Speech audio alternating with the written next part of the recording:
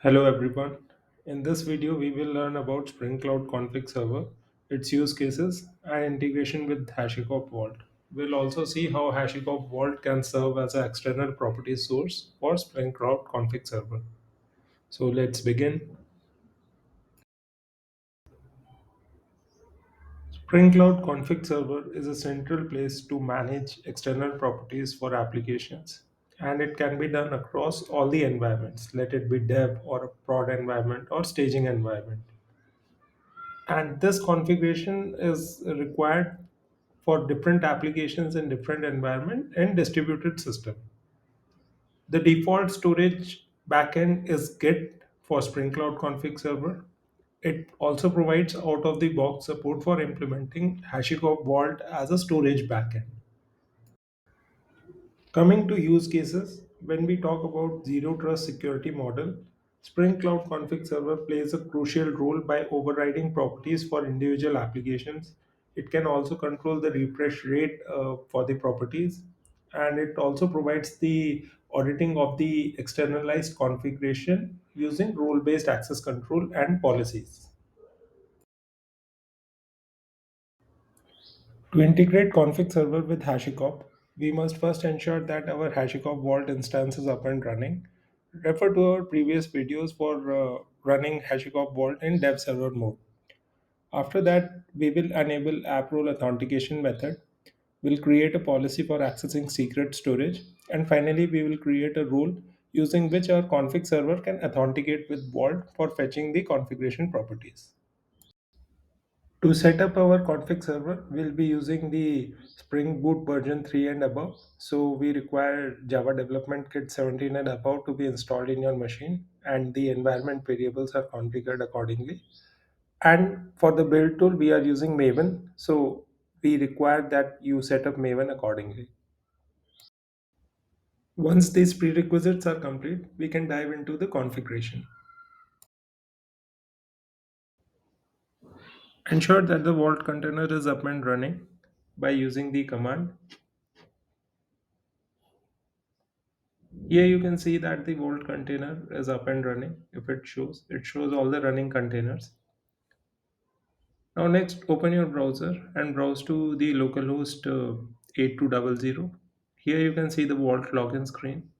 In the previous video, we have saved the authentication token. So open that file and paste your token and sign in.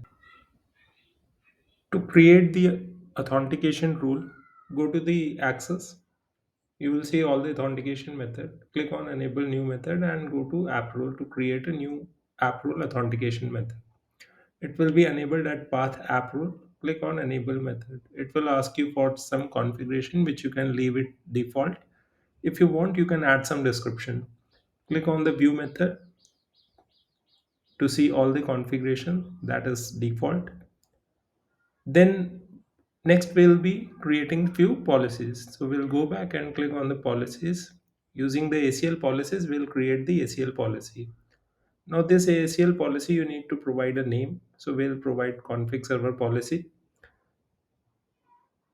This helps us to identify the different policies which we are configuring. Then you add the policies in which you are mentioning that at the path, key value, and data, you can read and list the secret. So the comments are added accordingly. Just click on the create policy to create the policy. Once the policy is created, click on the console icon at the top left corner to open the console and add the command shown on the screen. In this command, we are mentioning that we want to create a rule with the name config server rule, and we want to apply the policy named config server policy, which we created in the previous step. We want the secret ID to be available to us indefinitely, so it is 0. The token which is generated by using the secret ID will be applicable for 30 minutes, and the token max TTL, the maximum expiry is 60 minutes. The secret ID num users ensure that we can use the generated secret ID n number of times. After entering this command, when you hit the enter key, it will show you a success message. So let's see. Now we will be entering the command shown on the screen to get the role ID against which we have created the role. So enter this command, press the enter key. You will see on the screen the role ID is generated. Copy this role ID for the future references. After copying this, we'll similarly generate a secret ID. For that, command is shown on the screen. After entering this command, press the enter key to generate the secret ID.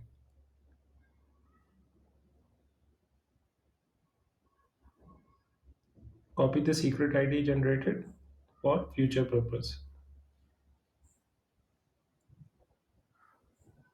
We can now close the console as we got our role ID, secret ID, and the role name. We will now be enabling the secret engine which holds our application properties. So go back and click on secret engines and click on enable new engine. We will select the secret engine type as key value to store the application properties in the form of key value pair.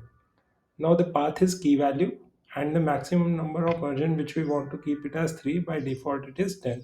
You can enable the engine by clicking on enable engine. You will see that the engine is enabled.